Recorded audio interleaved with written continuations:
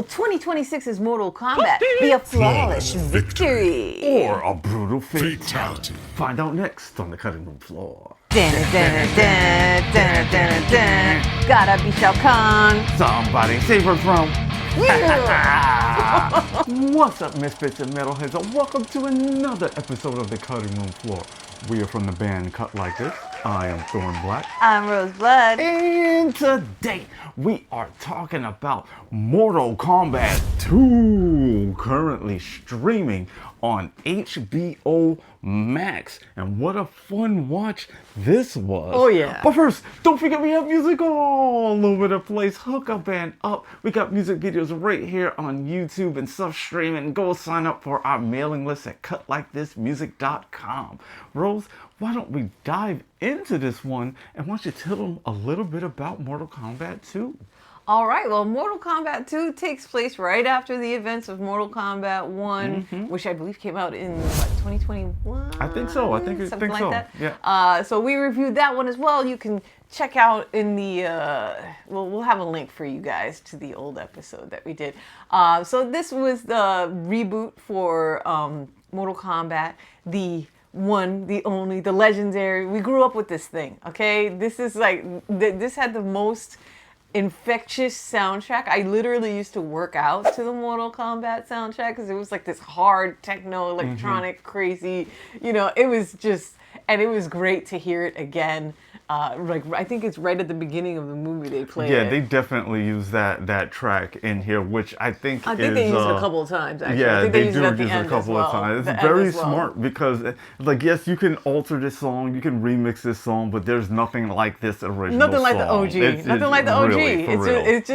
It was one of the pioneers back in the day, And so yeah, this thing leans heavily into the nostalgia. Of course, Earthrealm is once again in peril because the Mortal Kombat tournament has come around again. If you are not familiar with Mortal Kombat, it's a very, very simple premise. There is a tournament that happens where different realms designate their fighters in a fight to the death.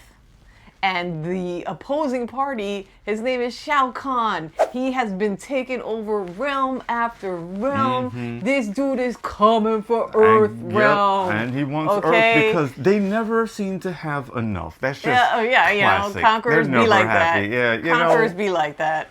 So we have this guy, and he has his set of team. He has his team. We have some people that came back from the last Mortal Kombat, including Cole Young, Sonya Blaze, Jax, all of your favorites. But this film brings back one of the biggest favorites of all, Mr. Johnny Cage. Yeah, it's really good to see Johnny on screen. Oh yeah.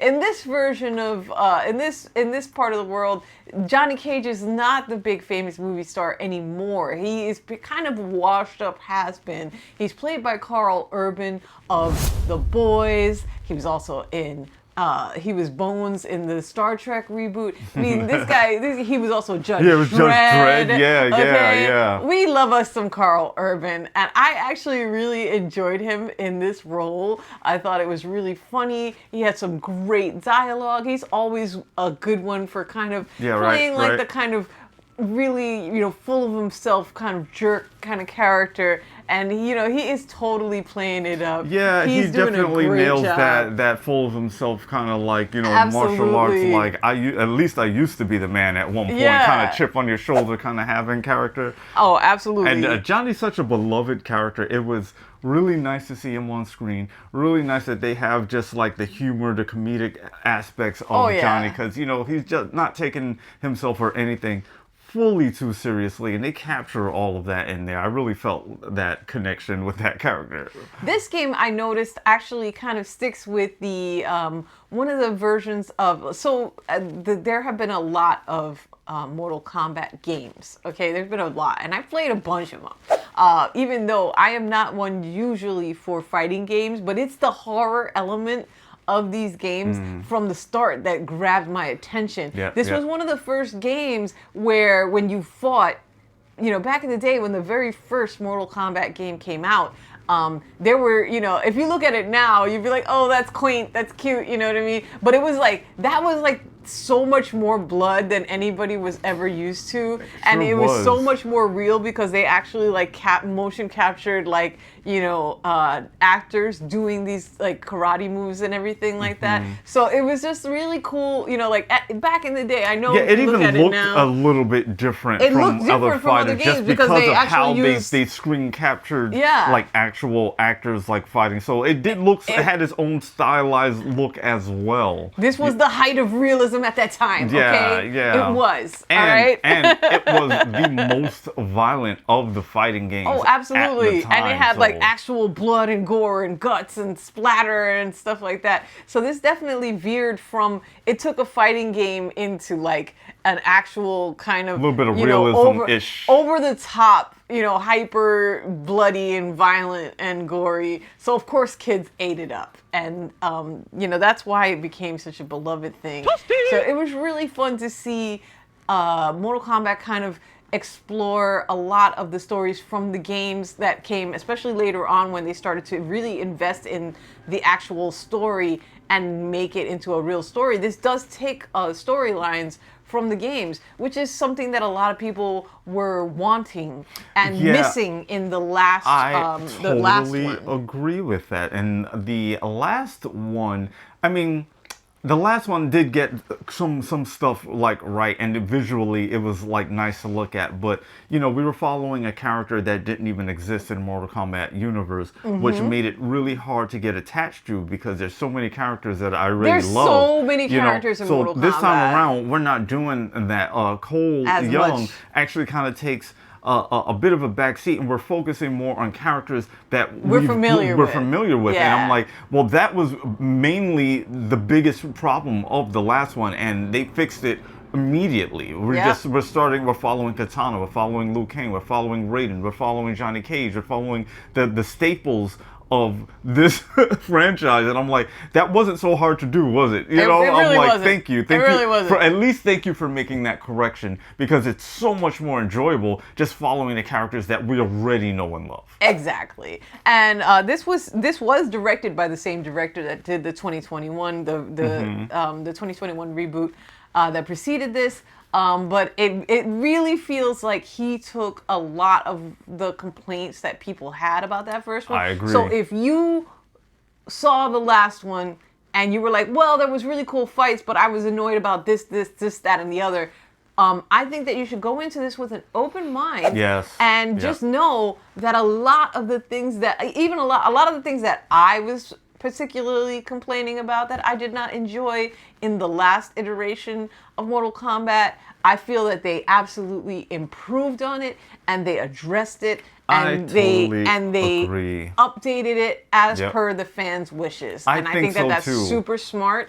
I think it's really important when people, that people listen to the fandom, because I feel like they just actually listened and took notes and made the improvements, and they're easy to see in this one. And it's like, honestly, if you just listen to the fans sometimes, and I'm not saying all the times because sometimes they're crazy, but if you listen to us fans sometimes about like your product, it really just will make it better. And I feel like that's exactly what they did here.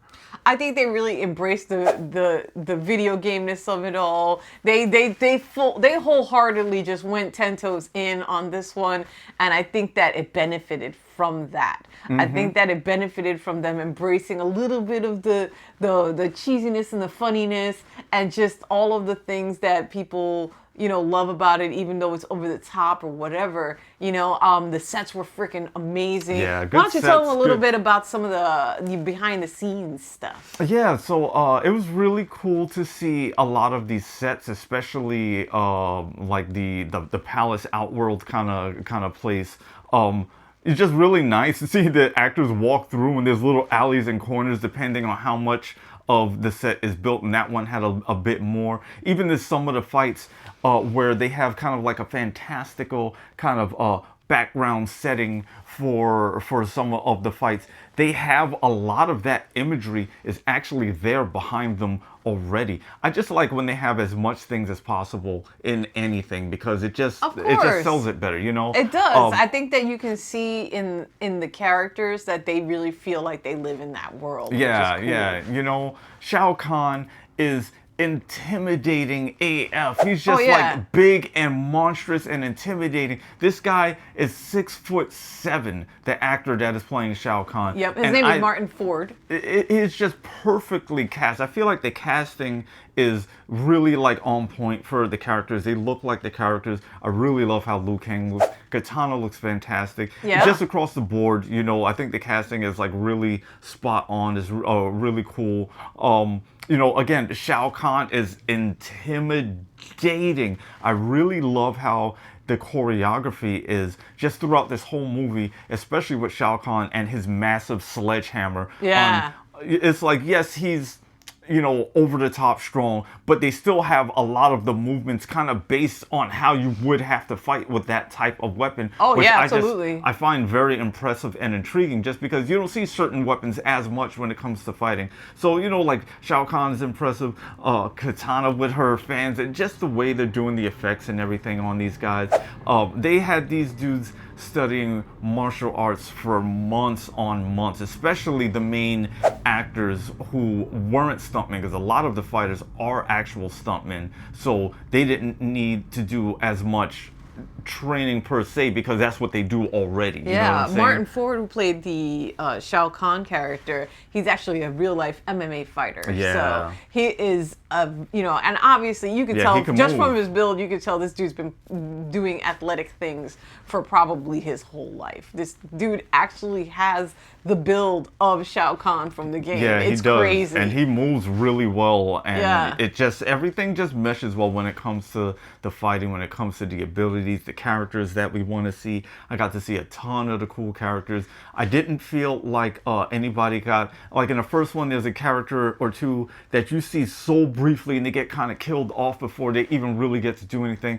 I don't really feel like that's the case in this one. I feel like this time we got to sit with the characters a lot more. I don't think any character just gets shown and squashed and killed and immediately gone, and you're just kind of like, but I was waiting so long. They're so off. You know what I mean? I feel like they fixed that, and we get more of every character that they do show. Not saying that they show the whole roster, but the characters that they do show, and including like Baraka. Baraka is terrifying looking. Really I don't know how scary. they made him, but he is terrifying to look at. Yeah. You know, I just think overall they did a really, really good job listening to people, of making the characters look like they're supposed to look, of giving me more of those characters and not just kind of like glossing over them like briefly and tossing them aside. You know what I'm saying? Absolutely. Speaking of characters, Yep. I really loved the character. Jade is played by Tati Gabrielle from The Chilling Adventures of Sabrina.